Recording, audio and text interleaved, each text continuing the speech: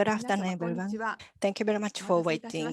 From now, we would like to start the Hiroshima University lecture meeting by Nobel Laureate from Hiroshima University to the world, the wisdom of world-renowned researchers, the fifth lecture meeting. I'm the moderator, Hiroshima University Executive and the Vice President Junko Tanaka. Today, we invite the Dr. Harvey James Orta, and we are going to have his lecture and the group discussion for today's forum to prevent the spread of the COVID-19 infection. We are holding this online due to the time difference between the lecturers' local time and Japan. Some parts have been recorded beforehand. Please understand that for the audience who are participating on Zoom, in addition to Japanese, the English simultaneous translation is available. On the bottom of the Zoom screen, you can switch to the English in the interpretation and listen to the interpretation.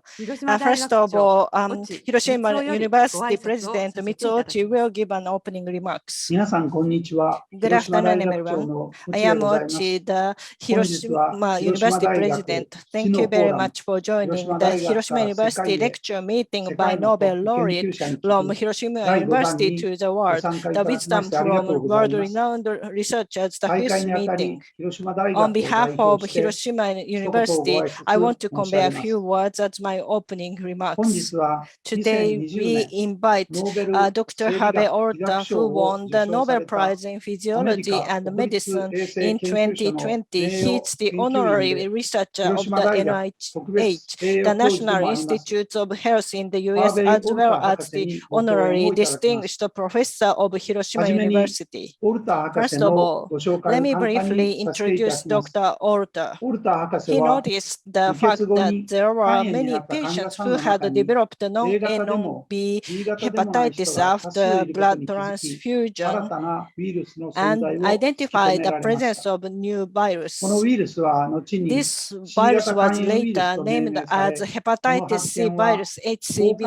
His discovery led to the development of highly sensitive hepatitis C virus testing and resulting in drastic decrease of hepatitis infections due to blood transfusion. Also, a rapid progress was made on development of the antiviral drug for hepatitis C virus. Now it has become possible to cure the hepatitis C by taking drugs. This lecture has been realized after Professor Junko Tanaka, Executive and Vice President of Hiroshima University, talked with Dr. Orta. Professor Tanaka is an expert of epidemiology and disease control, and her research field is quite close to that of Dr. Orta. I was told that she joined the discussions with Dr. Orta at international conferences. Also, Hiroshima University has a research center for hepatology and gastroenterology, which is one of the world top-level research centers and has gone through the advanced researches. The center has made accomplishments steadily, aiming at the development of epochal therapy for hepatitis. From that perspective, I have also found a connection between Dr. Orta and Hiroshima University. Today, as we are still under COVID-19 pandemic, it was difficult to ask Dr. Orta to visit Hiroshima in person, and because of the time difference between the US and Japan, his lecture was recorded beforehand. After having Dr. Orta's lecture, we are going to have a group discussion between Dr. Orta and our researchers who are actively working in the field of the latest hepatitis researches in Hiroshima University. So I hope you enjoyed too. Finally, as the university established in the place of Hiroshima, the first A-bombed city, Hiroshima University has contributed to establishment of peaceful international community and aimed at being a university in glory worldwide in 100 years. Today's lecture meeting is one of the efforts to make that happen. In closing, I truly hope that today's lecture meeting will be fruitful and informative to all of you. Thank you very much for your attention. Thank you very much. Following the introduction of Dr. Orta, we'd like to begin the lecture meeting. Good morning, Dr. Orta. Good afternoon, everyone. It is my pleasure to welcome all of you to this 5th Hiroshima University lecture meeting hosted by Hiroshima University. I am Junko Tanaka, Vice President in Hiroshima University. Hiroshima University holds this special lecture meeting called From Hiroshima to the World, inviting Nobel laureates and world-leading scientists regularly to provide valuable opportunities for students and young researchers to feel close to findings and studies that impacted the world. This year, President Ochi invited one of the Nobel laureates in Physiology and Medicine in 2020. Dr. Harvey James Alter, and he's kindly accepted our invitation, and we really appreciate it. Now, I would like to introduce Dr. Alter to you. Dr. Alter is a medical researcher, biologist, and physician, and is a distinguished NIH scientist emeritus, Department of Transfusion Medicine. I was the second generation of the non-B hepatitis research group in Japan, and I was known Dr. Harvey Alter's activities for a long time through especially attending meetings of the International Plasma and the Fractionation Association, IPFA, an international group related WHO on the safety of blood for transfusion. It is a great honor to hear that Dr. Harvey Alter has been familiar with my epidemiological studies of viral hepatitis, including work of my former supervisor, Professor Hiroshi Yoshizawa. Dr. Alter and his colleagues discovered a new virus previously called non-A non-B hepatitis virus and later named as hepatitis C virus. This hepatitis C virus is not only the cause of post-transfusion hepatitis, but also the main cause of liver cancer. The discovery of the virus accelerated the development of screening and treatment. 30 years after this discovery, hepatitis C infection is now considered for elimination by the World Health Organization. Such advance in only 30 years from the discovery of the virus to hope for elimination is exceptional. The findings was praised at the Nobel Award ceremony as saving millions of lives. Congratulations on this achievement. We are really proud of your success. Today, Dr. Alter will give a special lecture and share his research life, experience, and work. I believe that his lecture will inspire our ideas and life. Now, I cordially would like to ask Dr. Alter to start this special lecture. Dr. Alter, please. Thank you, Junko, and it's a great pleasure to be here. This title slide of my talk, Hepatitis C, the end of the beginning, perhaps the beginning of the end, is actually exactly what I'm going to talk about. We are at the end of the beginning and hopefully at the beginning of the end. This is life in the time of COVID. And I'm so sorry that COVID is preventing me from being in Hiroshima at this time. I've been to Japan many times and kind of consider it my second home. I've been honored and privileged to have fellows and collaborators from all over Japan, but particularly Sendai, Matsumoto, Nagoya, Tokyo, and Hiroshima. All have been excellent, and many have become my good friends. I visited Hiroshima in the past and had a memorable and moving experience in your city. At this time, I'm particularly honored that Professor Ochi has conferred on me the title of Honorary Professor of Hiroshima University. I'm very proud of that. So to begin, after my Nobel Award, I received this congratulatory card that I thought was very prophetic. And probably if there's anything I want to convey today, it is a message on this card. Namely, that there is no elevator to success. You have to take the stairs. What I want to do in my lecture today is take you step by step through the discovery of hepatitis C through parts of my life. Actually, hepatitis has been with us for a long time. As far as we know, it began with Hippocrates in 400 BC. Hippocrates was a great observer. He was a physician and a philosopher, and he observed people who were becoming yellow that he termed icterus, and other people who had hardening of the liver that he termed chiros. Hippocrates is the father of medicine, and he had the theory that disease was due to an imbalance of the four humors. In this case, an imbalance of an excess of bile. While this did not hold up to peer review in subsequent generations, Hippocrates made the key observation that disease was not divine punishment, but rather it was due to some external force that was perturbing these four humors in the body.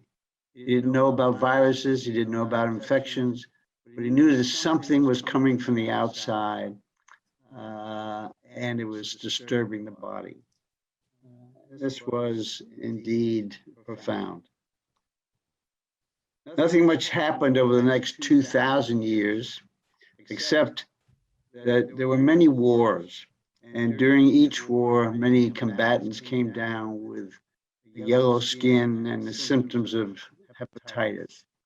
Eventually, in World War II, this got distinguished epidemiologically as infectious and serum hepatitis, hepatitis A and B. But through those 2,000 years, there was no test for any hepatitis agent and no great insights into its causation. Breakthrough came in early 1960s when I had the privilege of working with Dr. Bloomberg, and we observed this line in agar reaction between a patient who was multiply transfused and an Australian Aborigine who just happened by chance to be tested on that particular day. I'm not going to go into the hepatitis B story, but it's fascinating and was the basis for the Nobel Prize for Dr. Bloomberg in 1976. What I wanted to start with in my step-by-step story is we began in the late 1960s with Dr. Robert Purcell, Dr. Paul Holland, and Dr. Paul Schmidt to establish a prospective study of patients undergoing open heart surgery. We chose that population because these patients received a lot of blood and because they were not immunodeficient and therefore would presumably develop antibodies. The heart-lung machine at that time required 7 units of blood just to prime the machines. Everybody got a lot of blood, on an average about 17 units each.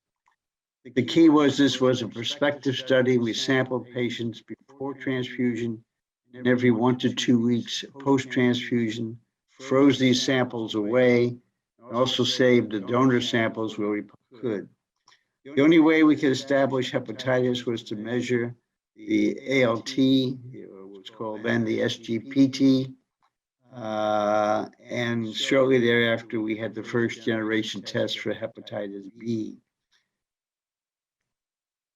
The first finding was the inordinately high rate of post-transfusion hepatitis, exceeding 30% in our population this heavily transfused population. Became clear from a study by John Walsh that the main reason for this high rate of hepatitis was the source of blood. If you received at least 1 unit of blood from a patient who, from a paid donor, from a commercial blood donor, you had a 51% chance of getting hepatitis. Whereas if you received only volunteer donor blood, the risk was only 7%. Therefore, in 1970, we were able to transfer to an all-volunteer donor system and also introduce the first generation test for hepatitis B. This caused a precipitous drop in hepatitis incidence from over 30% down to about 10%. And nothing we've ever done since that time has been as impactful because our rates have never been so high. In 1973, Abbott Laboratories developed a more sensitive assay for hepatitis B, and we went back to these stored samples and tested them all for hepatitis B, and found that only 25% of the cases were actually due to B, and that there was some other non-B entity. In 1975, Feinstein, shown on your right, Kapickian and Purcell, using immune electron microscopy, discovered the hepatitis A virus. These investigators were on the campus and we were collaborating with them. And I sent all the non-B cases to Steve Feinstein, and it turned out that not a single case was due to the hepatitis A virus. Therefore, in a brilliant jump of logic, we said if these cases were not A and were not B, we would call them non-A, non-B. And we used this very awkward nomenclature because we hadn't yet proven that this was a viral agent, and we hadn't seen the agent. We didn't have any tests for it. We didn't know how many agents there might be. So we called it non-A, non-B rather than hepatitis C at that time. The next step in this progression was the invaluable chimpanzee model. We're no longer allowed to use chimps, but they were not harmed in these studies. In fact, they loved being in them, and you can see them here lining up for their informed consent. What we found was that we could transmit hepatitis based on ALT elevations from patients who had either acute or chronic non-A, non-B hepatitis, or from totally asymptomatic blood donors who had been implicated in hepatitis transmission. The next important step, I just want to stop here to tell you, because I'm a government worker. The U.S. government workers sometimes are considered to be lazy and just living off the government dole. I want you to know that I, at least, have always given 100% at work. It's just that it has this peculiar distribution. So today in the U.S. is, I think Wednesday is one of my better days. In any event, the next big event was finding this patient, known around the world now as Mr. H. Mr. H was liked to climb mountains and to blaze trails. And one day while up on a mountain, he had a cardiac arrest. Fortunately, his wife was with him, was able to administer CPR and to resuscitate him. Eventually made his way to NIH and was enrolled in our study before he had open heart surgery. He required a triple coronary bypass. Shown here in this slide on your left is in blue are the ALT elevations. And you see that at week 5, his ALT levels began to rise, reaching a peak at point B of 2,112. Fortunately, at point A, we obtained a plasmapheresis unit and inoculated a small volume of that unit, just 1 ml, into a chimpanzee. And that, shown in the upper right-hand panel, caused hepatitis in the chimp. Bob Purcell then did titers, infectivity titers, in additional chimpanzees, and showed that Mr. H had an infectivity titer of 1 times 10 to the 6.5 chimp infectious doses at point A, the peak of his, later we know the peak of his Hcv Rna. At point B, at the peak of the ALT, we inoculated into a second chimpanzee, and this did not cause hepatitis. And we wondered why, but we think now, when we were able to go back and do Hcv Rna on these short samples, you could see that right after transfusion, there was a small blip in Hcv Rna. This was the donor virus coming into the patient. It was then contained, but then another variant rose up and caused the main hepatitis. So one reason was that was not infectious at point B was that the Hcv Rna was rapidly falling at that point. And also the antibody had developed so that most of the virus was now immune complex, as shown on the lower right panel, but we don't have to go into that. But we now had two things. We had this infectious titered inoculum. By the way, the titer by Hcv Rna by PCR was 3 times 10 to the 7, almost identical to the chimp infectivity titer. So we now had this titered inoculum, and we had the chimpanzee model. This allowed Steve Feinstone to do this important experiment where he did a chloroform extraction of the H inoculum and shown that after chloroform, the material was no longer infectious, whereas after sham extraction, the chimp got hepatitis.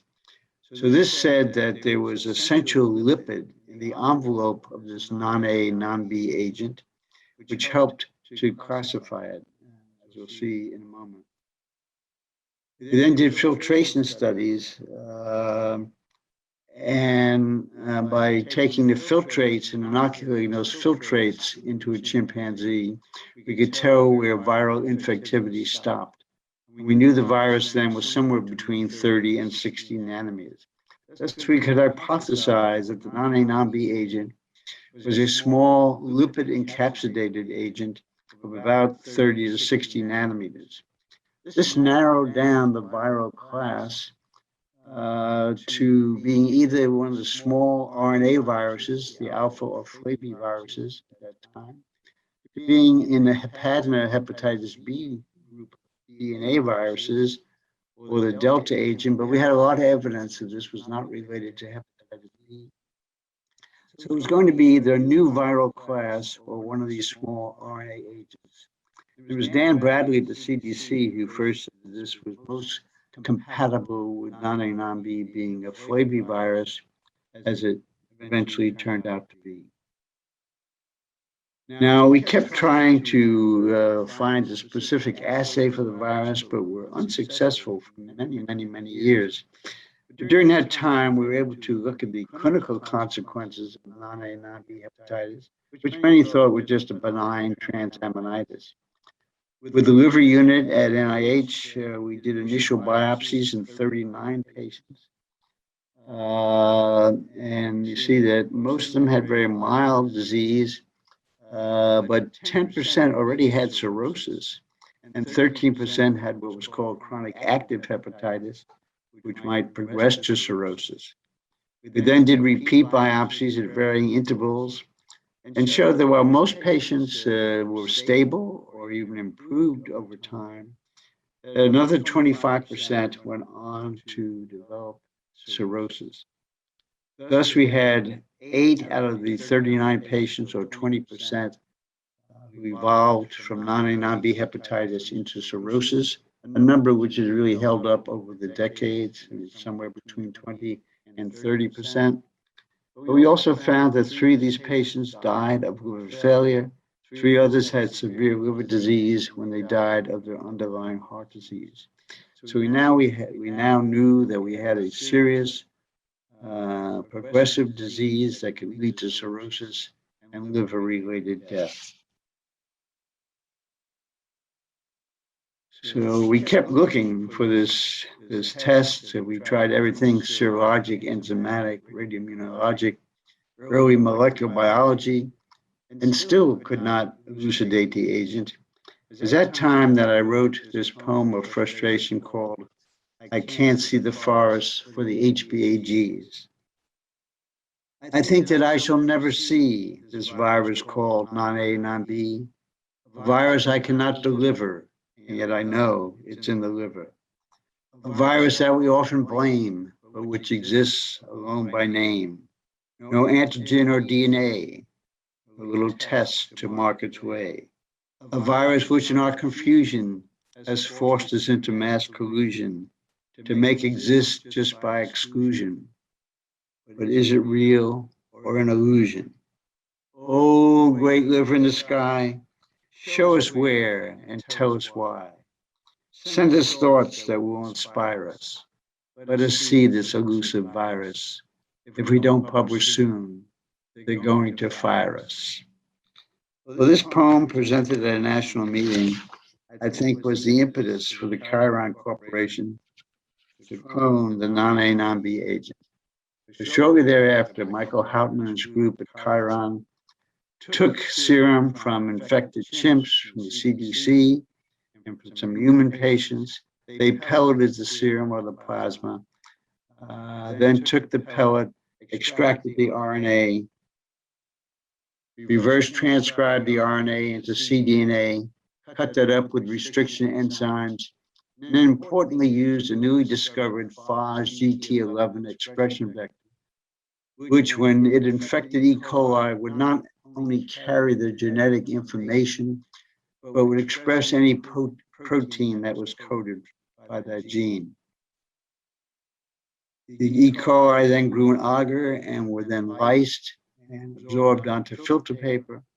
And the third important step, Michael Houghton said, there must be an antibody in patients who had chronic non-A, non-B or convalesced from non-A, non-B. And so he screened these filter papers with what he hoped would be an antibody. The story goes that they screened 6 billion clones before a single clone was found to be positive with this antibody. But then they were able to subclone this, to re-express the protein, to walk the genome and develop a small antigenic sequence, and thus develop an antibody assay. Immediately, this is a picture on your left of Dan Bradley at the CDC, who was working in parallel, but not with us, but he was working with Chiron. And on the right is Michael Houghton at the time he received the Lasker Award and later also shared the Nobel Prize. The first thing that Chiron did when they thought they had an antibody assay for non-A, non-B, was to request a panel I had developed, a non-A, non-B panel. This was a small panel, but it was very tricky in that every sample in the panel was pedigreed, either proven to be infectious in a chimpanzee model or proven not to be infectious because it came from blood donors who had donated more than 10 times and never transmitted hepatitis. Every sample in the panel was there in duplicate, and every duplicate was in a random position.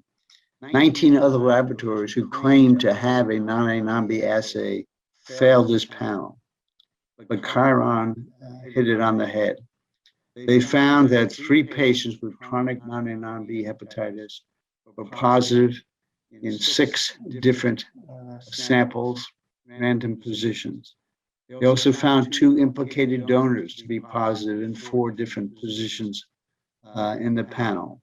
They did not pick up the 2 acute cases of hepatitis non-A, non-B because they were looking for an antibody, not for a virus. But these patients later seroconverted for antibody. And importantly, they did not find the agent in 7 control samples in 14 different positions. So they scored 100% on this panel.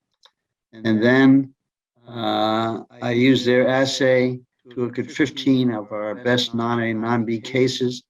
And in 100%, the patients were negative for hepatitis C before transfusion and then positive post-transfusion. We then looked at the donors to 25 non-A, non-B cases. We found a positive donor in 80% by a first-generation assay and 88% by a second-generation assay. So we presume that if we introduce this test into blood donor screening, we might prevent near 90% of residual post-transfusion hepatitis. And indeed, that's what happened. I showed you the beginning of this slide earlier. We tried other interventions over the years, and we just did decrease the incidence of post-transfusion hepatitis, particularly the introduction of anti-hepatitis B core antibody as a surrogate marker in 1987. But then by 1990, our rates had fallen to 4.1%. The use of blood had diminished from 17 units to about 8 units. And we introduced the first generation test for HCV. This brought the incidence down to 1.1%, with only one case of non-A, non-B hepatitis, hepatitis C. A second generation test was introduced in 1992. There were no longer any cases of non-A, non-B. And by 1997, we had reached 0 incidence. This is not true zero because it's just a small prospective study.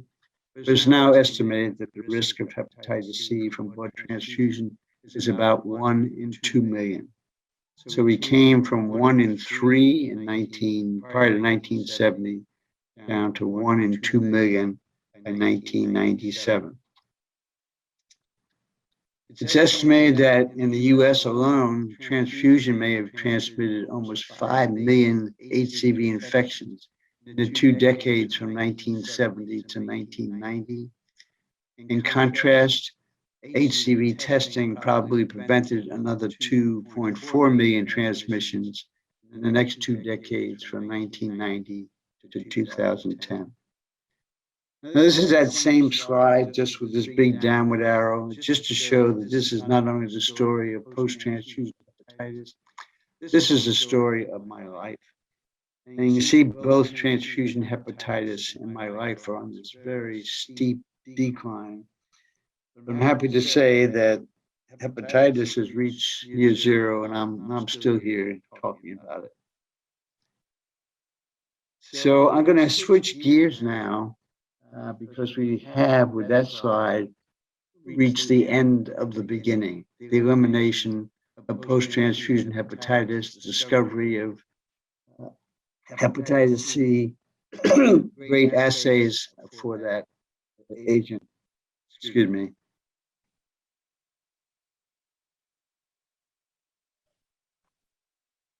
This slide, you can see that hepatitis C is a worldwide problem. As we know, about 70 million chronic carriers, about 5 million of those in the US. The point is that this virus is highly persistent. So 75 to 85% who develop hepatitis C become chronic carriers. And we were interested in seeing why that was true. In work with Patricia Farsi at NIH, we took Mr. H's sample, and Patricia looked at 105 clones from the hypervariable region of the envelope and found that while 57% of the clones were dominant, that a single clone was dominant, there were also 19 other clones present simultaneously.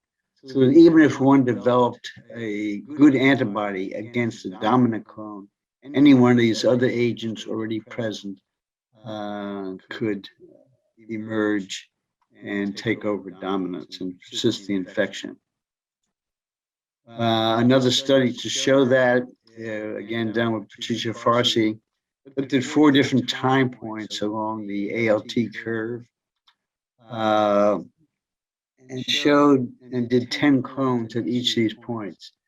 found that at week 3, there were sort of 3 co-equal members of the quasi-species arbitrarily labeled A, B, and C.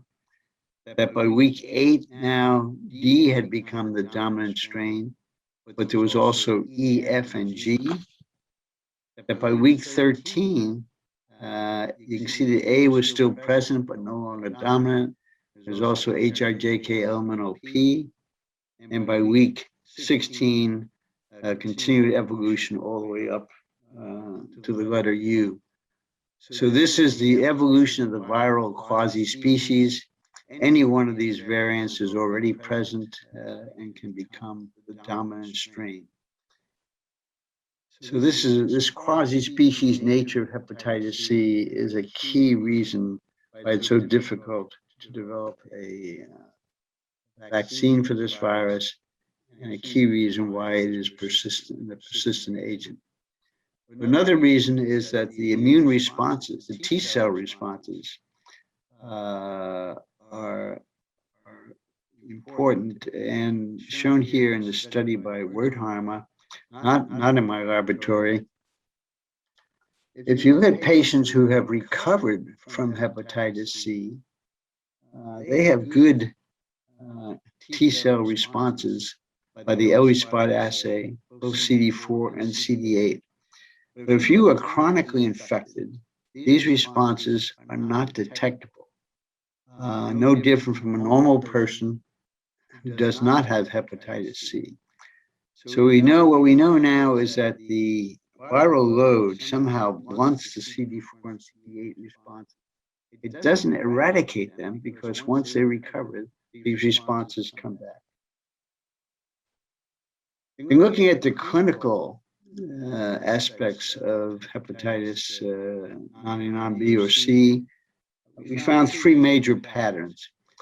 Most patients have this very stable or very slowly progressive disease where they persistently Hcv Rna positive. They had very low level ALT elevations, and they could go on for so often their entire life, and they died of something else. But 20 to 30% had severe and progressive fibrosis, where they eventuated into cirrhosis in 15 to 40 years.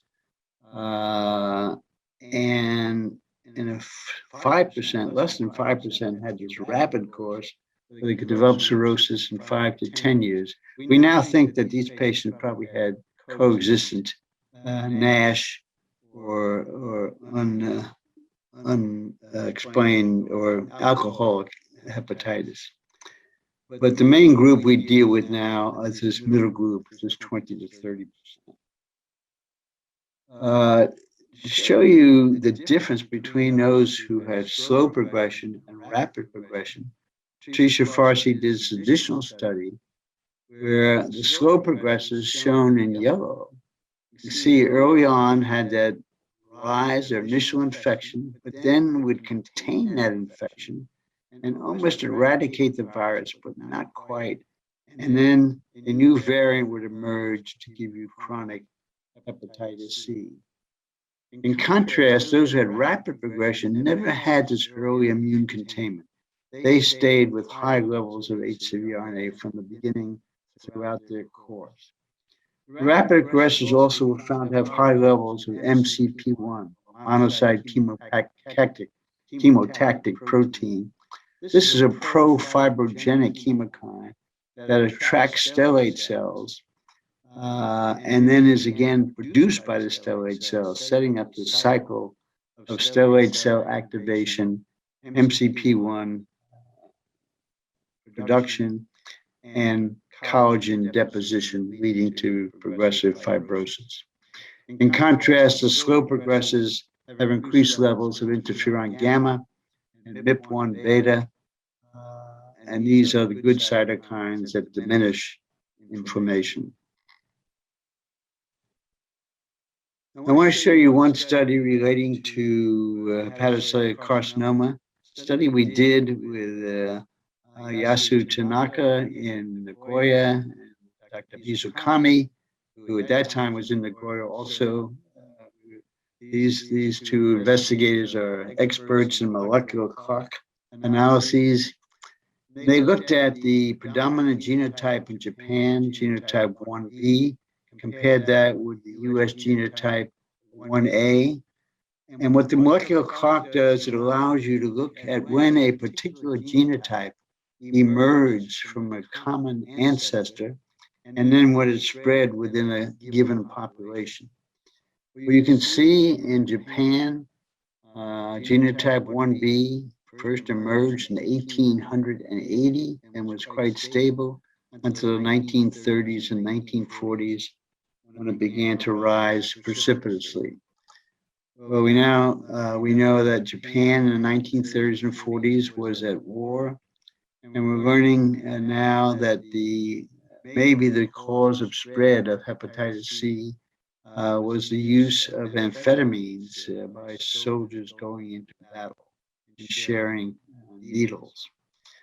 In the US, in contrast, the genotype 1A diverged in 1910, then was stable until the 1960s, 70s, and 80s, when we had our own needle sharing epidemic, which now persists. Interestingly, the epidemic in the US continues, whereas in Japan it is tapering off because this cohort was infected is now disappearing with age.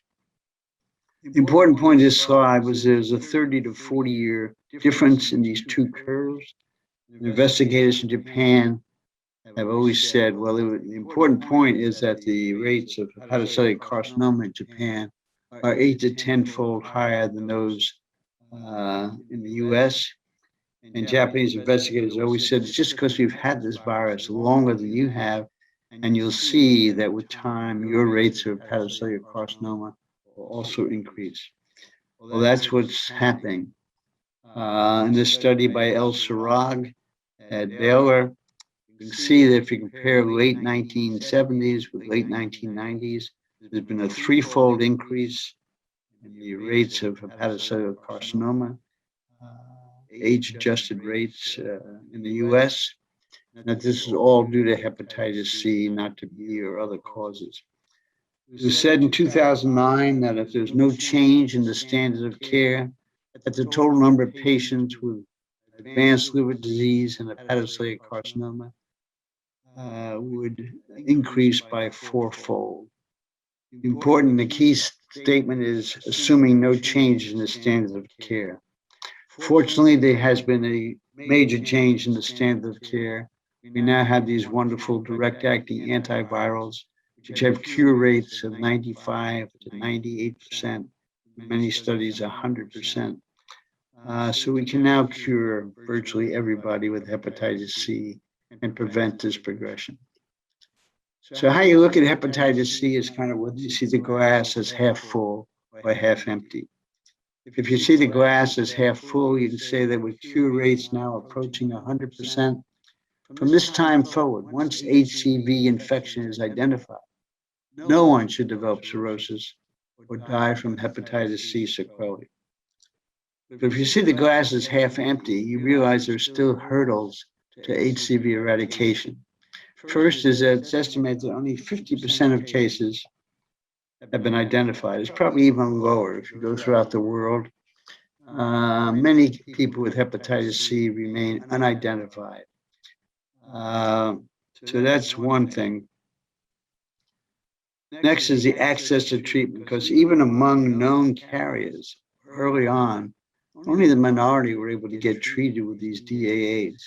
The proportion has greatly increased over time.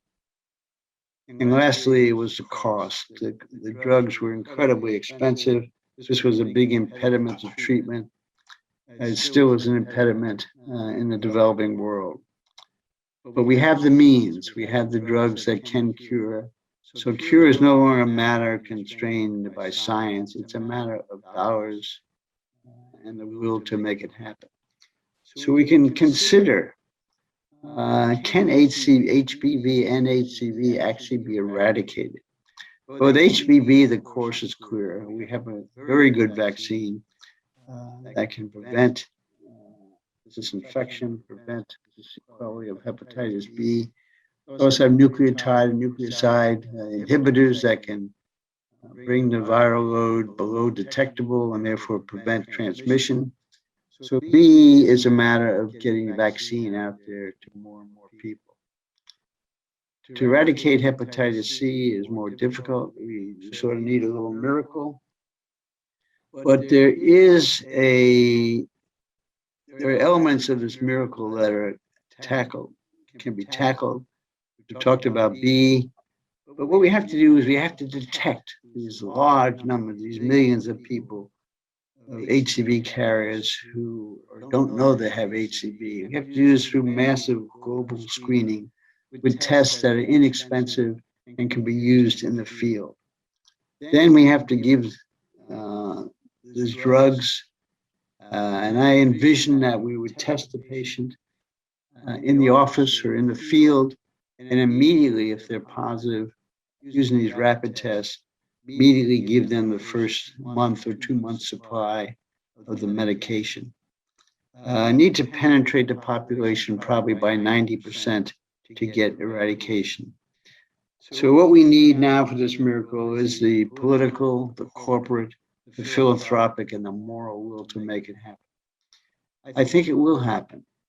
If we get a vaccine for C, that will speed things up. But even with a vaccine, we have to go country by country and do this massive screening and massive treatment. It's going to take decades. It won't happen under my watch because I have a new philosophy, a new philosophic perspective on life. Here, where I plotted age on the abscissa against give a damn on the ordinate. This is me out here. So I'm at the end of the line, but it's you investigators, you young investigators in the audience, who are going to take on this challenge and eradicate hepatitis C. So I'd like to end with a poem I wrote after receiving the Nobel Prize called I Never Had No Nobel Dreams. When I grew up in Ridgewood, Queens, I never had no Nobel dreams. My goal was to hit the ball between the seams, perhaps be a hero on one of my teams, to not have my mom detect my schemes. High school was unauspicious. I mixed with the mob, did nothing suspicious. I was small for my age and basically shy. Could have been a model for Catcher in the Rye. I was not voted most likely to succeed, but there was hope that my hair would recede. When I graduated high school, I gave no speeches. There was no sign that one day my deeds would exceed those of my teachers. Nothing about me was the fodder for memes, and certainly I never had no Nobel dreams. In my 20s, I was in medical school, reading textbooks by the reams, studying cadavers splayed at the seams. From massive text, I was sucking the nectars, studying all night and sleeping through lectures. At Rochester Med, great teachers abounded. Everything was interesting. My career choices compounded. But of Nobel thoughts, I had noughts.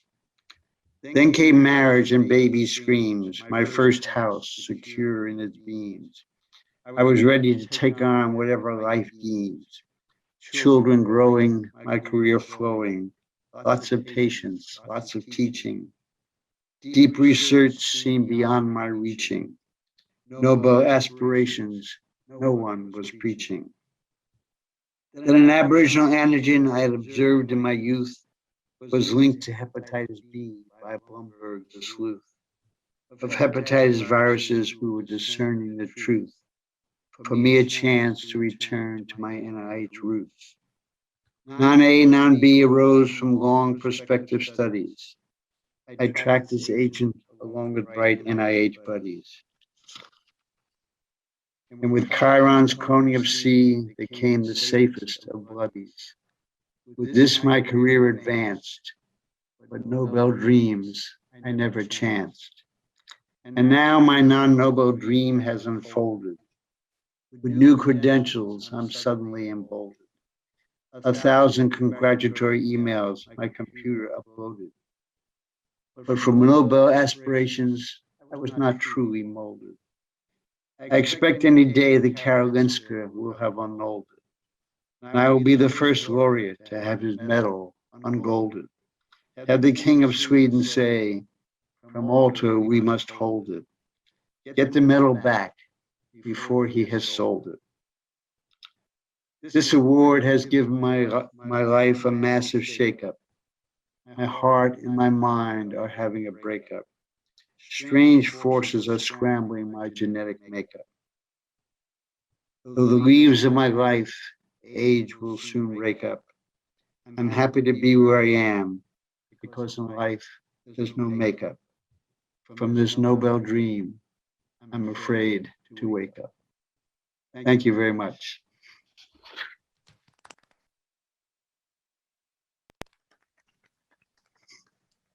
Thank you very much, Dr. Ota. So it is very impressive and memorable. So especially for it is very beautiful poem. So the last you talk about your life and beautiful. It was very beautiful to listen, and your presentation make me back in 30 years ago, just after the discovery of hepatitis C virus. So thank you very much. You're welcome. Thank you. So, Thank you very much, Dr. Ota, for your amazing lecture on the pioneering finding on the hepatitis C and your continuous study on this subject. So I'm Manabu Abe. I'm not the physiologist, but the organic chemist and vice president for research at Hiroshima University. So I will be moderating this roundtable discussion with Professor Ota. Can I have this discussion time with our panelists? So first, let me introduce today's panelists. They are Professor Chayama, Professor Tanaka, and Professor Odan from the Graduate School of Biomedical and Health Science, Hiroshima University.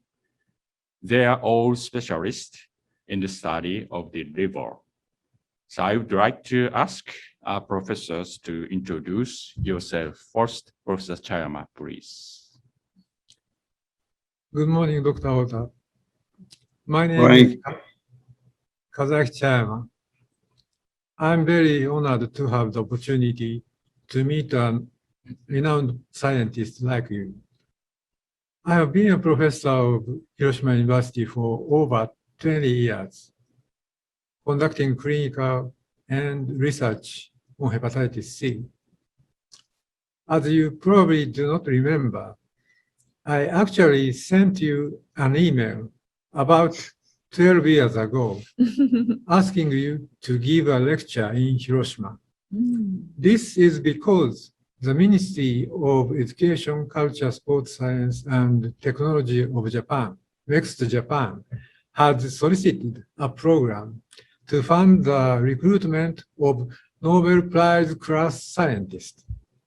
So I decided to invite you.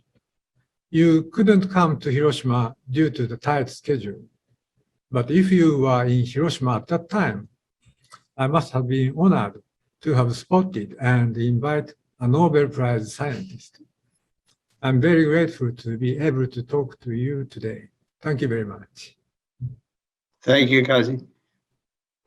Thank you. So next, Professor Odan, please. I did make it to Hiroshima. Thank you very much, Professor Gastroenterological Transplantation Surgery. First of all, I would like to express my gratitude and excitement for your wonderful lectures. As a liver surgeon, I'm very honored to have a privilege asking you questions. I'm liver transplantation surgeries. I have witnessed the advance in HCV treatment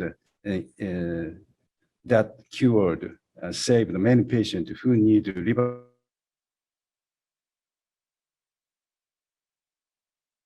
active and safe DAA, and increased HCV treatment in post-transplantation setting.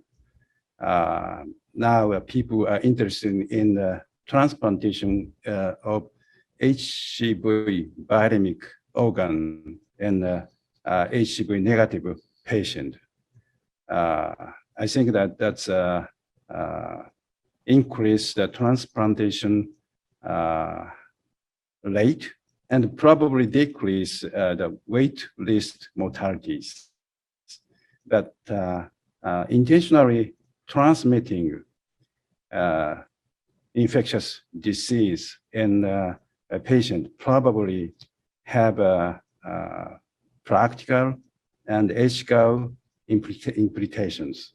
So may I ask Professor Alter, what's your thought of that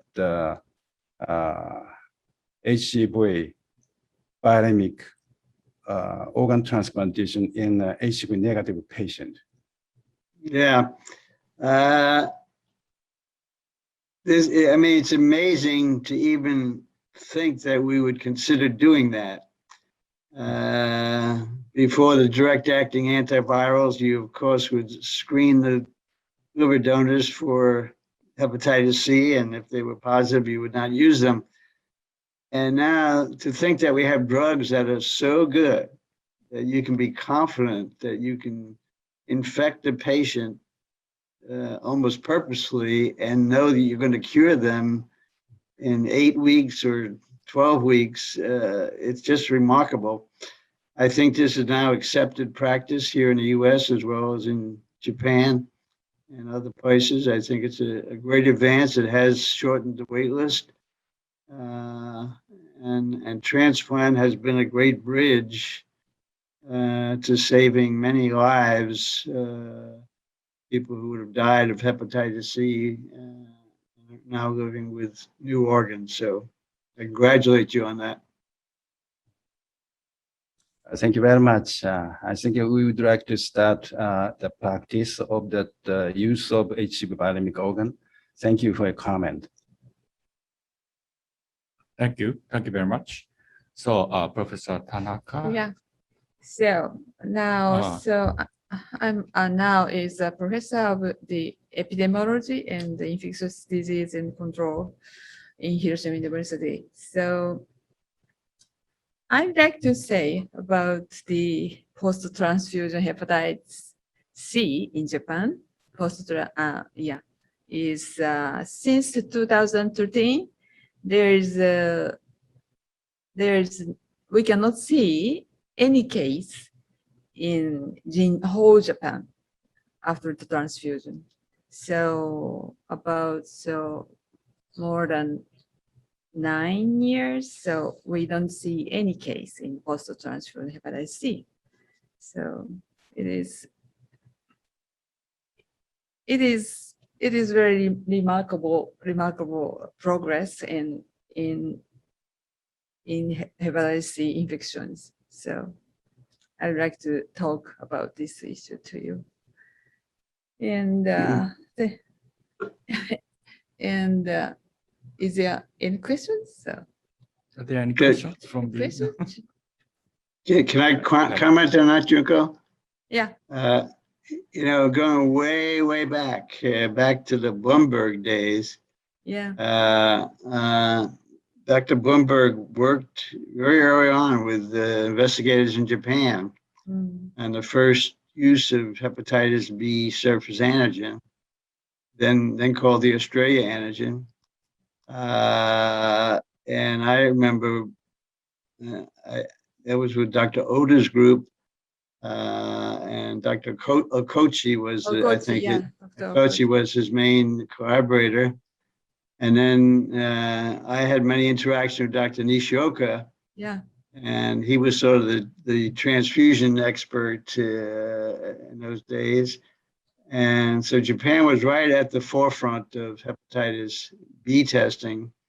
And of course, has stayed on with hepatitis C testing. So yes, it's been a great thing. It goes back to the 1960s. Yeah. Yeah. Thank you. So are there any questions? Additional questions? Okay. May I Thank ask, you. the panel you created played a great role in the discovery and kit development of hepatitis C virus. I'd like to ask you, why did you decide to create such a panel? And how the panel actually played a role in the first discovery cloning of the virus by Chiron researchers? Yeah, well, it was clear back in this, we first found 999B in 1975. And when we called it 999B, I gave you the reasons. We didn't know it was a virus. We didn't know how many viruses it might be. But we were very confident that we would soon find an assay, find a test for it. But obviously we did not. It proved to be extremely hard. There wasn't that much antigen present, and there wasn't a way to detect antibodies without an antigen. And molecular biology was not yet a science. So people would come up with various things that they thought would detect 999B, and nobody knew whether these were real or valid or not. So that was the impetus for developing the panel. And fortunately, we had all these chimp experiments, so we knew which samples were infectious. And I was in a blood bank, so I could select the donors who had given over and over and over again and never been implicated in a hepatitis case, because we tracked all the hepatitis cases. I didn't know the panel would have play such a big role, but it was a way for people to then request the panel, and nobody could break the code over many, many years. Particularly, they failed because the duplicates were there and because they were in very random positions. The panel was very tricky. And mostly they failed. They would find whatever they were looking for in the control samples. And that was the way most of the tests failed.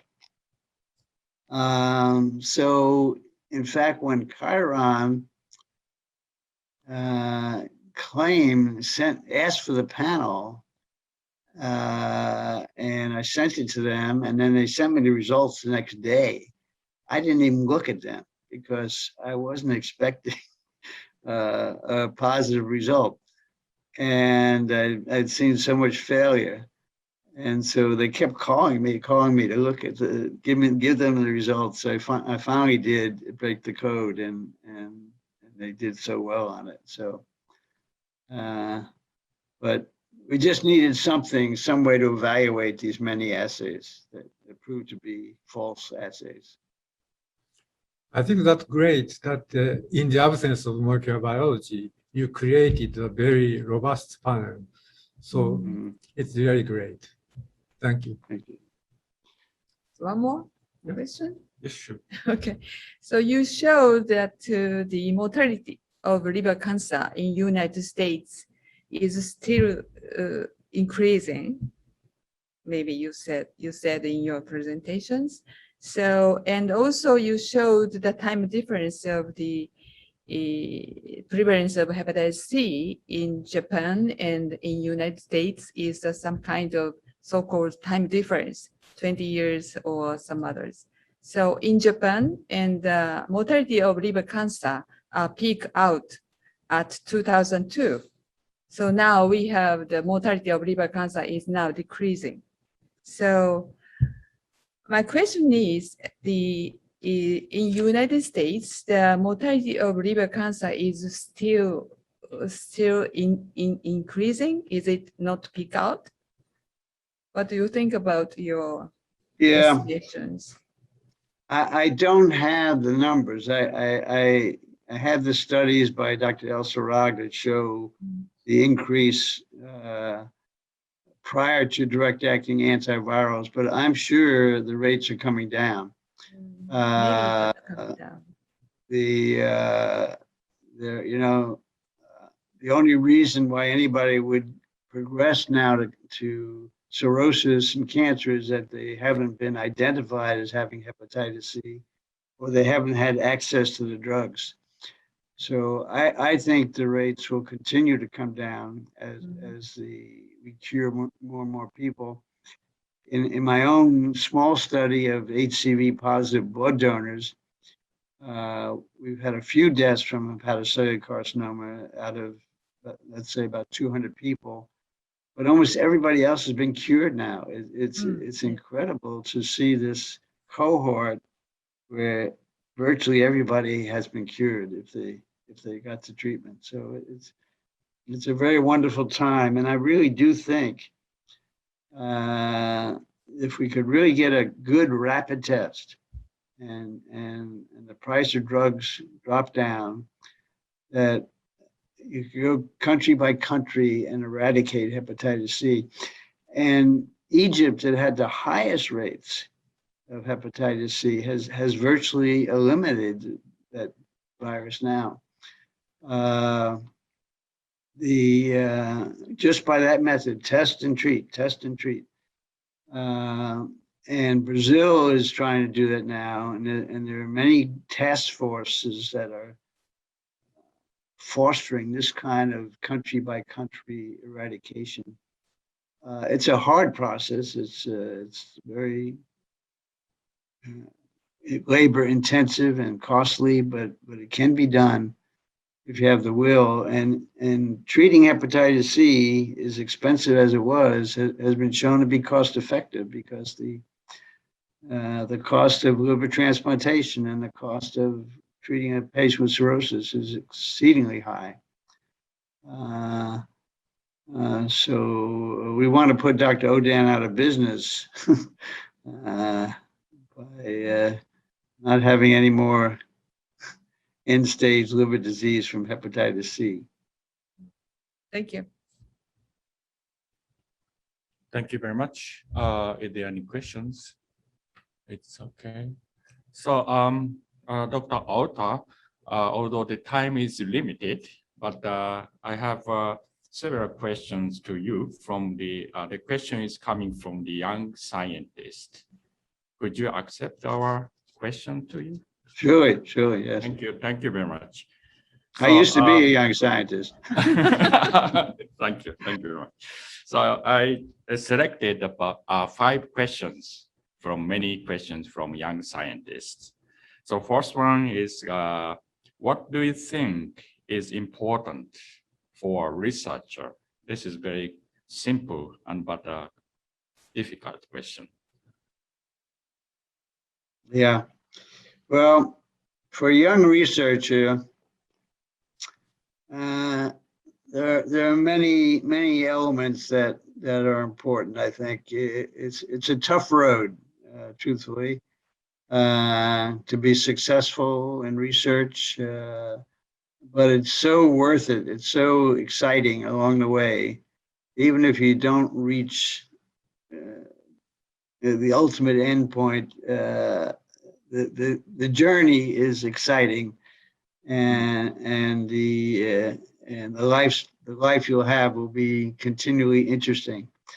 But what I recommend is that you first find a good, if you want research, you have to find the right mentor. It's hard to go in from the beginning and have a great project. So the easiest route is to find a good mentor who will not only use your hands, but try to foster your career. The second thing is, once you're within a laboratory, try to find your own niche. You know, you can start out with the project that the mentor assigned you, but try to become an expert in some particular area. One of the problems with being young in research is that you tend to jump around from lab to lab, and then you get into different projects. But as much as you can, try to focus so that you become an expert, because collaboration is the most important thing. In science today, you can't do things alone. So you have to collaborate not only with your mentor, but with as many people as you can, because every collaborator teaches you something and they become your mentors as well. So try to find your own niche so that you become somebody who has a particular skill set, a particular patient cohort, a particular sample collection, a particular assay that you've developed, something that will make people want to work with you, and broaden your collaborations. In those collaborations, you have to be collegial. My collaborators have become my friends, and we work together. We don't compete with each other. And so collaboration, good mentorship, finding the proper niche, and then you got to work hard. There's no getting away from this. Is a difficult endeavor. In Japan, I've never had a problem with people working hard. The fellows who come to my lab work incredibly hard, and they're all so bright and well trained. It's been a real pleasure to have fellows from Japan. So the last thing, the hard thing is how to have a life and do research at the same time. How to balance your research with your family, with spending time with your wife, spending time with your children. It's a very, very difficult balance, but it's so important. It's equally important to your research. And so be a good father, a good mother, and a good scientist. Thank you. Thank you very much. So the second question from young scientist is, what made you decide to make biology your lifelong research? That's a complicated question, but it was really mostly chance. I came to NIH not because I wanted to be a researcher, but because I thought I might want to be an academician. And this was a very good stepping stone. And also at the time, it was a way to do military service, but not in the field, but do it in a great research hospital. So I got to NIH, and just by luck, my very first project wound up finding the Australia antigen, and got me into hepatitis and virology. But even with that, my plan was to go into practice, to go to clinical practice. Dr. Bloomberg, when he left NIH, asked me to go with him to continue working on the Australia antigen. And somehow I was clear that I wanted to go into practice. So I finished my clinical training in medicine, came back to Georgetown as a hematology fellow, and then applied for a practice position in a very good group in Washington, and didn't get the job. And my boss said, well, you can always go to practice. Why don't you stay here at Georgetown? And so I went on the faculty at Georgetown, and then I got into academia, and then I didn't want to go into practice anymore.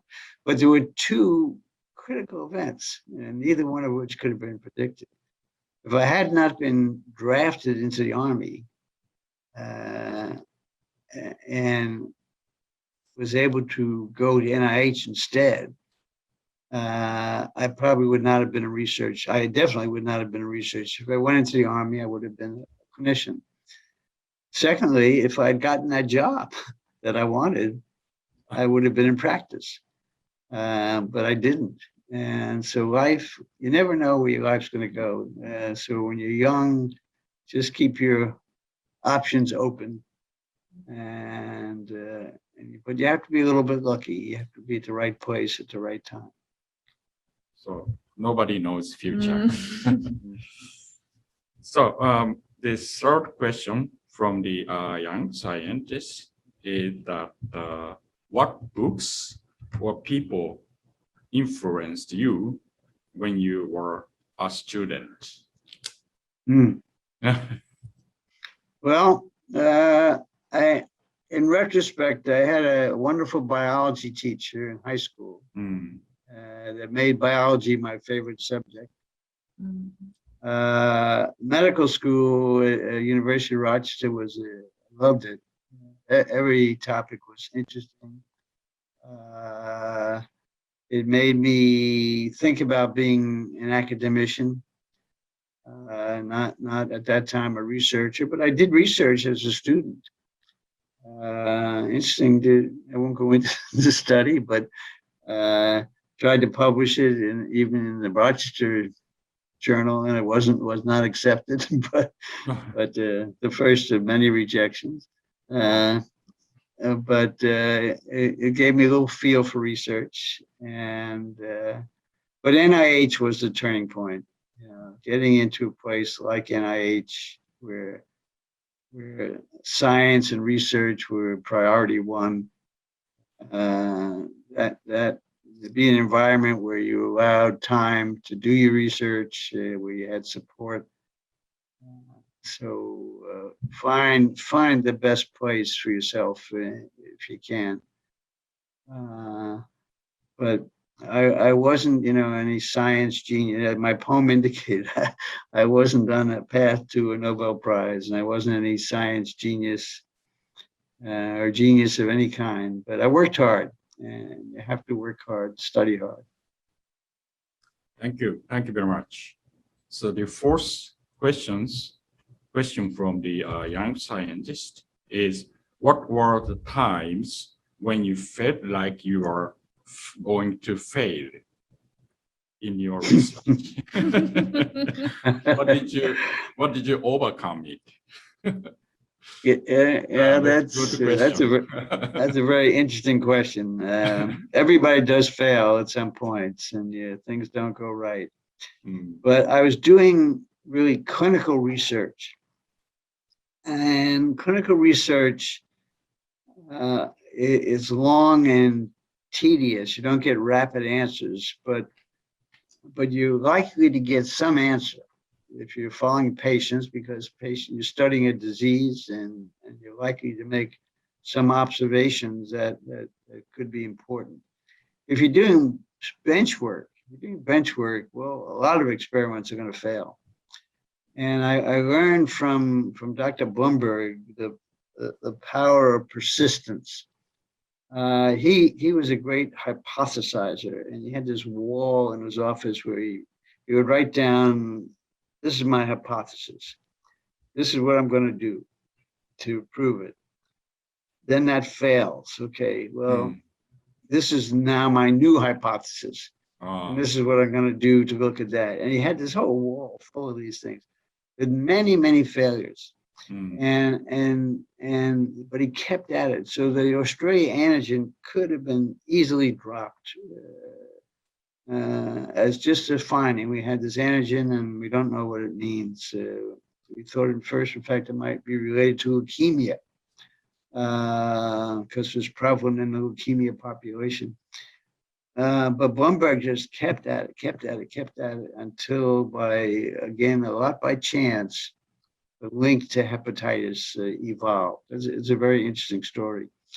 So I learned from him to stick to it. So we did these long-term perspective studies, but we kept making, we didn't know where these were going. We were looking for what caused transfusion hepatitis and what could we do to reduce that rate. But had no idea that we weren't looking to discover a new virus. That came out of it, but that was not in the initial plan. We didn't know we would define a new disease.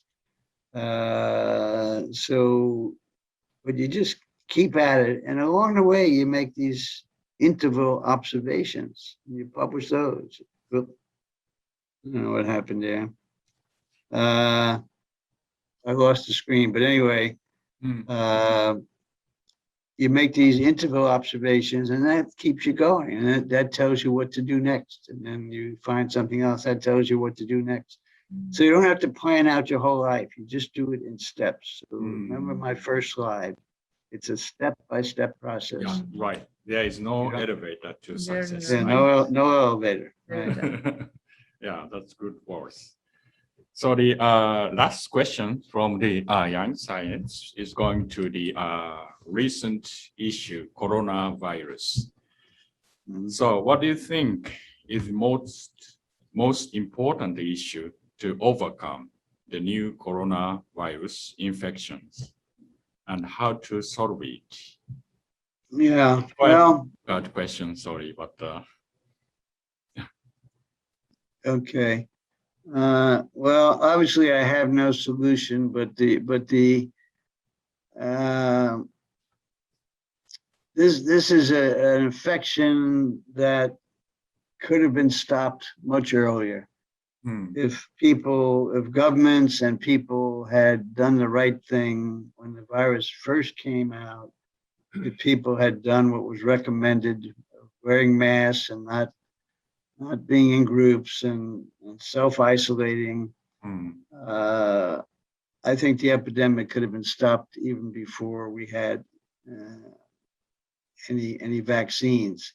But that didn't happen. And what's astounding to me is that people still, for reasons that are perplexing, refuse to wear masks and refuse to take vaccines, which are proven effective.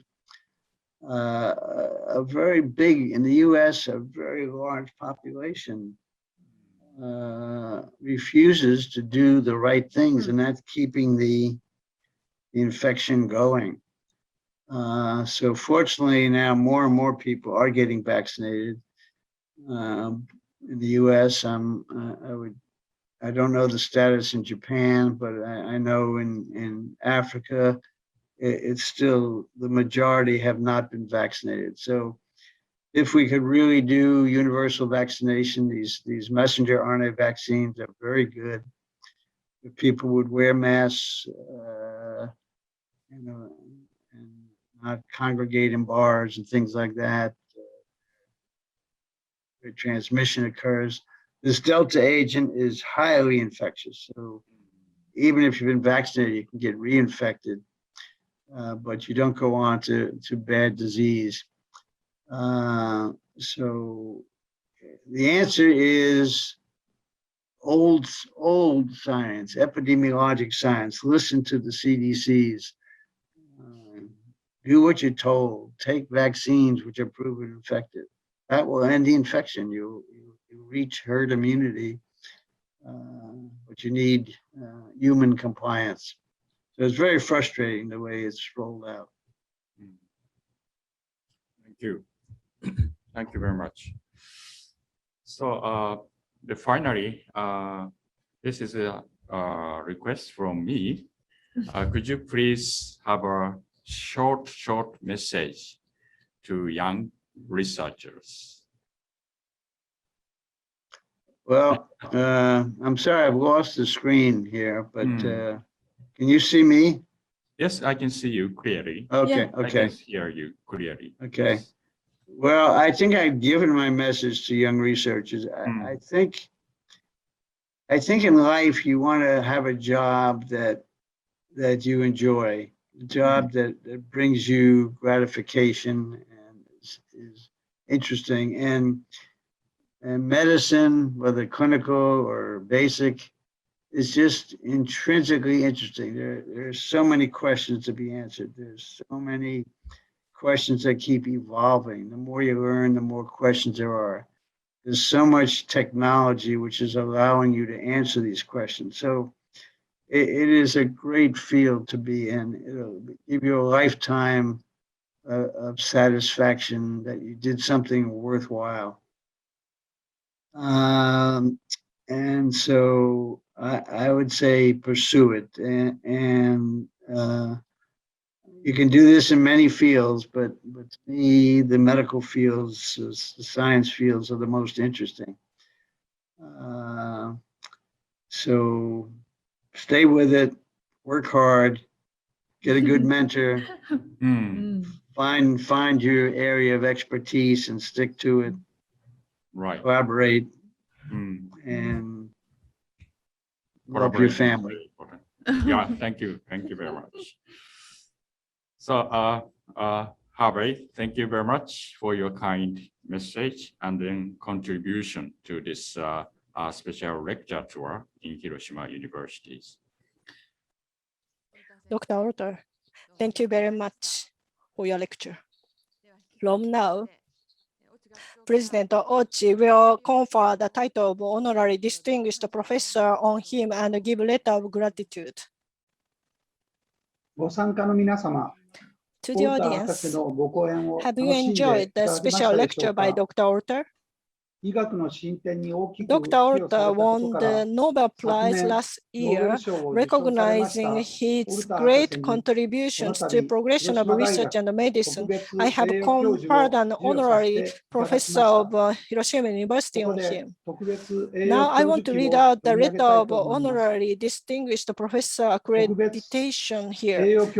Accreditation of honorary distinguished professor, Dr. Hcv Rna. I confer the title of honorary distinguished professor on you for your extremely outstanding accomplishments and contributions to development of education and research at Hiroshima University. September 25th, 2021. Mitsuochi, President of Hiroshima University. We have sent the title plaque and the Japanese parasol as commemorative gift. Dr. Orta, thank you very much. From now, you will see the video of Dr. Orta showing the plaque that he received. Please have a look. President Ochi gave the title of honorary distinguished professor on him and sent the Japanese parasol. And we have received a comment from Dr. Orta.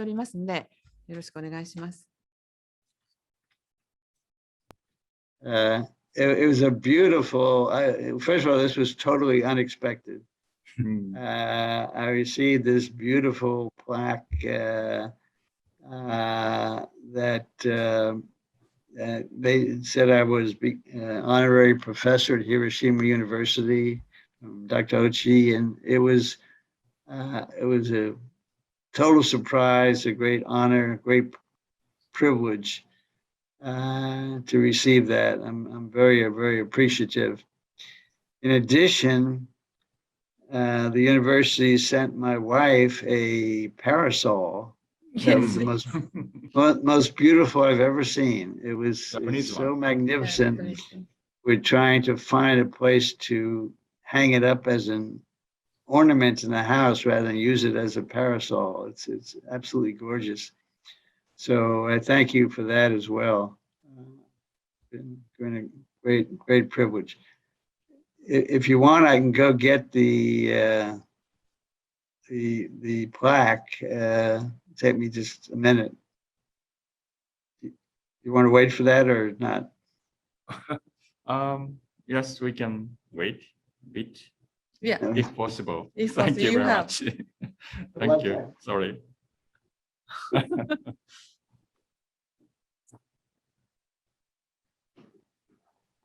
Oh. Thank you. Thank you very much. So first of all, Yeah. it came in this beautiful wooden box. And then right. Inside. Great. Thank you. Thank you very much, Harvey. for your It's a treasure. Yeah, thank you very much. Thank you. Yeah, now time at the closing time is approaching. Thank you very much, Harvey, for your wonderful cooperation to this lecture tour in the Hiroshima University. Finally, I would like to thank again to joining us today for you to this early in the morning. Thank you very much. Yeah, thank you very much for this. Thank you. Thank you. It was a pleasure. I really enjoyed it. I really enjoyed talking with you. Thank you very much. Bye-bye now. Bye. Thank you. Thank you very much. All right, thank you very much. Now, we'd like to move on to the question and answer session, taking questions from the live audience. The chair will be Dr. Manabu Abe, Executive and Vice President of Hiroshima University. Floor is yours, Dr. Abe. Yes, thank you. I'm Abe, the chair. Now, I would like to take questions from the audience, and will be answering on behalf of Dr. Ota. Please note that questions will only be accepted from Zoom participants. If you have a question, please press the button in the Zoom, raise your hand. We'll call a name for you to ask a question. When your name is called, please click on the bottom, participate as a panelist on the screen. Please turn on the audio, and if you can, and video too. First, please state your affiliation and name first, and then ask questions. Please limit your questions to 1 minute. Please note that due to a time constraint, we may have to end your question halfway through. Does anyone have a question? Any question?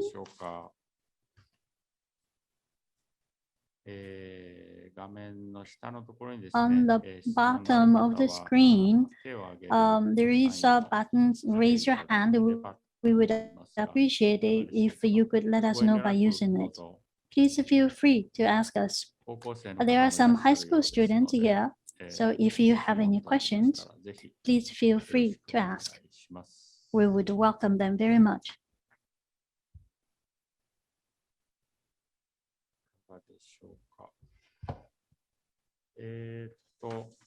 Then maybe you send questions to chat.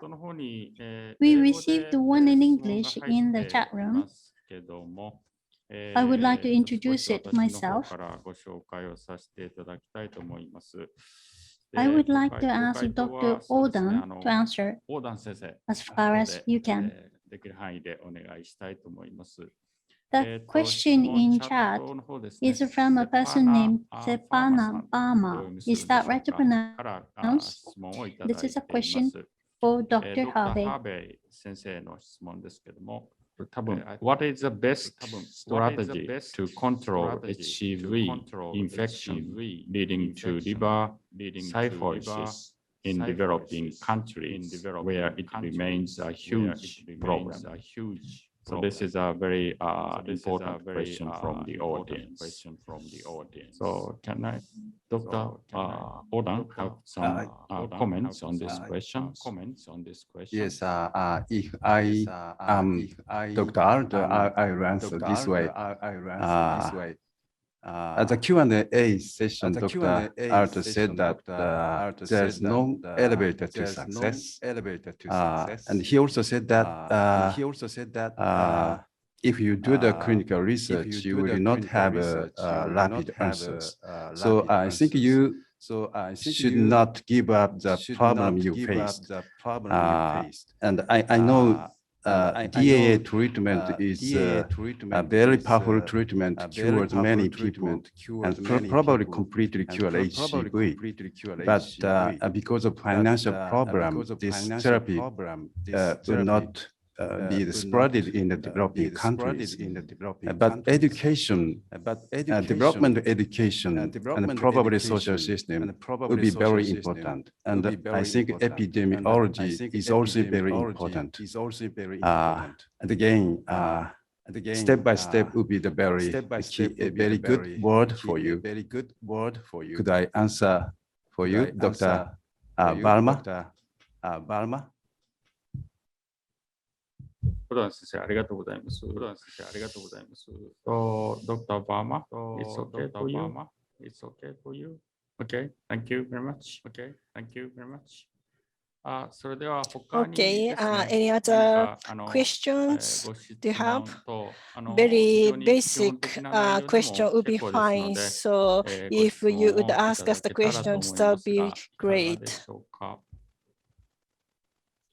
Well, if you have any questions, when you raise your hand, we are going to assign you as the panelist on the Zoom, so don't hesitate. Any questions? Okay. よろしいでしょうか? All right. はい。 Well, so それではですね、there seems to be no further questions. We would like to close the Q&A session here. Thank you very much. ありがとうございました。 Professor Tanaka, could you please? Yeah, Professor Abe, thank you very much. Well, Dr. Alter's lecture was really impressive. Excuse me, Professor Tanaka, we have now a follow-up question, additional question from the chat to Professor Oden. How much does it cost to receive the DAA treatment one time? This is not the one-time treatment. Rather than the cure after one-time medications, we give drugs for several weeks until viruses are gone. If it's not gone, we still continue. The prices are different depending on the type of drug, but it's for sure that they are really expensive. Even in Japan, such drugs are squeezing the medical economy because of the high prices, and it's especially the case in developing countries too. We know that these drugs are effective, that sometimes they cannot be delivered to some people in some developing nations. So I don't remember the prices of individual drugs. Okay, thank you. Well, other okay. Now we received the chat message saying thank you. Okay, Professor Tanaka. Well, it seems like we have other questions. もう一人、はい。Okay, one more. A question from the resident first year at the Hiroshima Citizens Hospital. If you have a question, you can chat with us or raise your hand.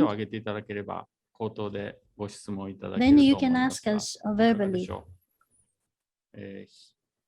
Hinoi-san, is it?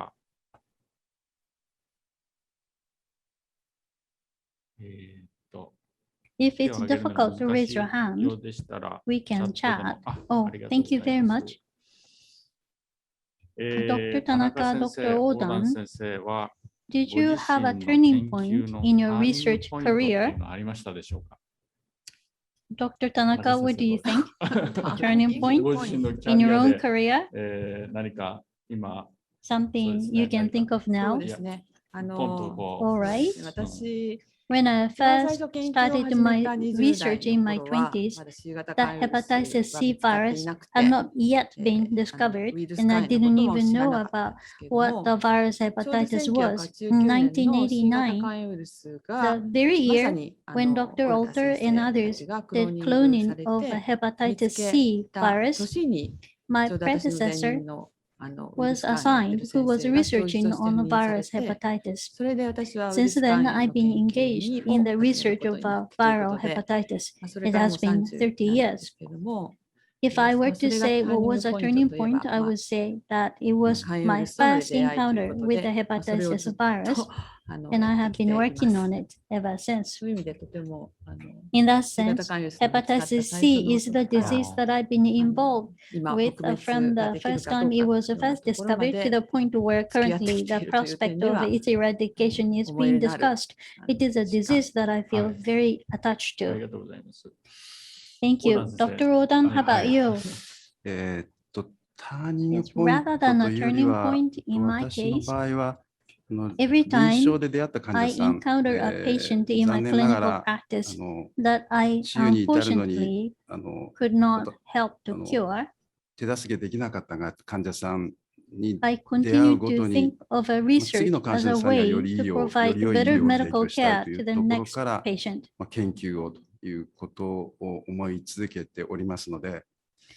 So rather than a turning point in terms of a research, I feel that I'm constantly faced with the challenges in my daily medical practice, and I'm busy trying to solve them.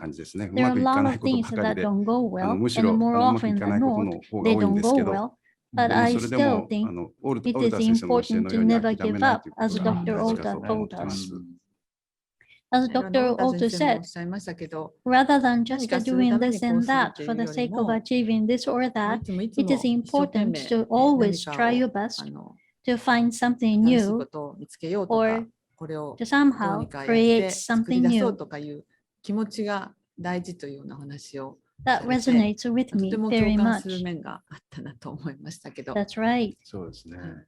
Well, I don't remember who said this, but it is said that education is to repeatedly fail to the extent that one's life is not in danger or let one fail. If failure means that it leads to the next step, then I think that when you recognize a turning point is when you grow. All right. Thank you very much. Okay, in the chat, many people are asking questions.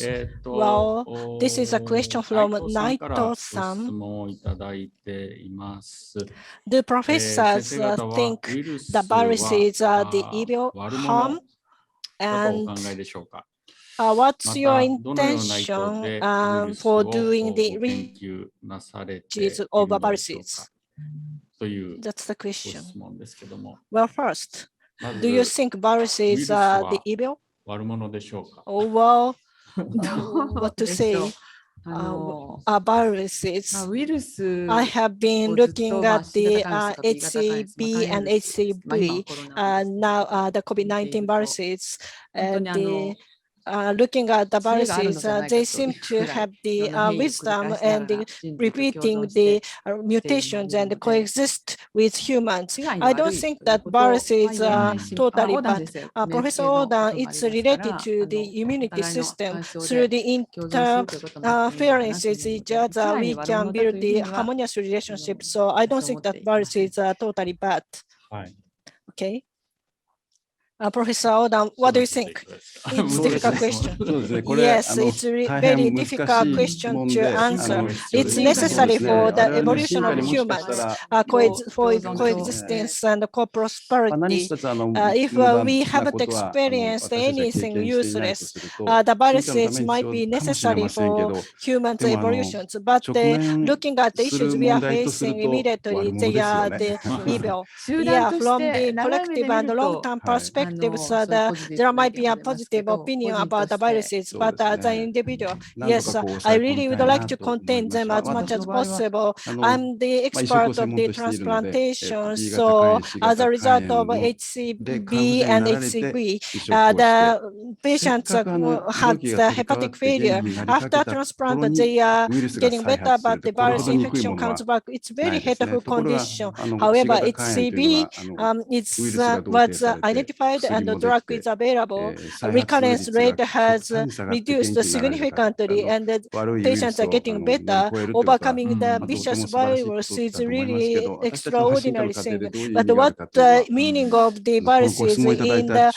evolution of humans? Maybe Naito-san, who asked this question, may investigate this point. After HCV drug is available, the big cause of the liver cancer was the HCV infection, but it's reduced, and the death of liver cancer has been reduced by looking at the figures. It's just happened over the last 30 years. It's really excellent. 30 years. It's short, but a long time. But when we think of the poliovirus, that's one we have been facing since the Egyptian era and still not eliminated. So over just the 30 years, HCV has become one of the diseases that have been eliminated. It's really exceptional thing. Well, the COVID-19 therapeutic drug could be available. For the time being, we need to take a vaccination or preventing infection. That's one of the things we can do. But in future, if the therapeutic drug or miracle drug is available for COVID-19, the things will be different. Very much. Taxol, the full drug, it's Tamiflu.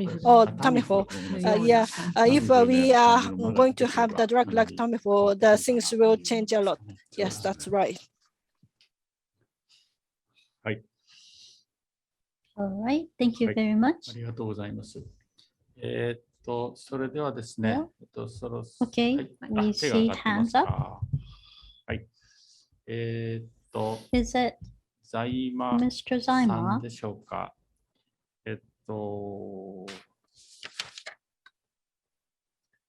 Did you join us as a panelist? Is your name Mr. Zaima? Yes. Okay, may I? Yes, please.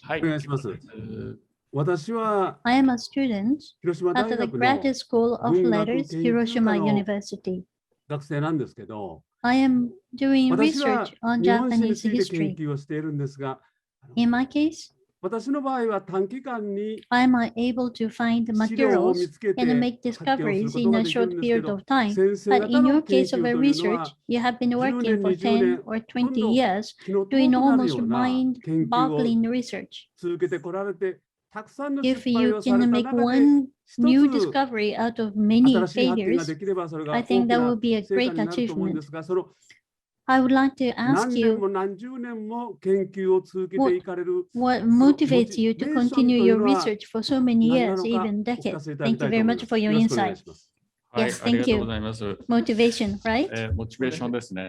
Dr. Tanaka, what motivates you? I may sound simple and childish, but I've always had a strong curiosity to know what I don't know and to elucidate what no one else knows since I was a young girl. Topics have changed over time, but I have been curious to know how viral hepatitis spreads, how it can be prevented at the local, national, and global levels. I find it interesting, and that's how I have been motivated. If you ask me why, I don't know, but I guess I'm very curious. And maybe it's because I have a strong desire to overcome. And that's what Dr. Harvey said. Curiosity is important. He never set out to win a Nobel Prize. He was not a genius. He just wanted to know, and he worked hard. That's what he said. How about you, Dr. Oda? I feel, as you say, that a major discovery or such an achievement happens once every 10 years or so.